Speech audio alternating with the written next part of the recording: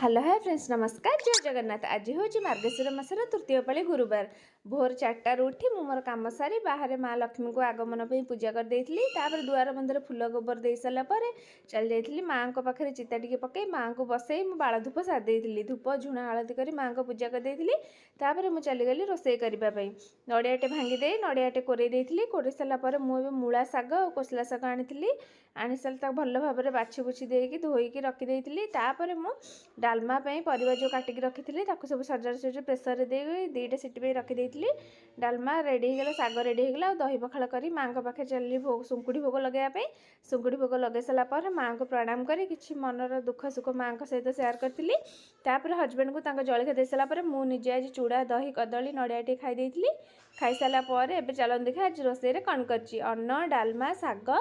आ चकड़ा चकड़ी बिना तो पाग बिना तो खाଇବା अधूरा। आज भिडियो भल लगी रोचे जय जगन्नाथ।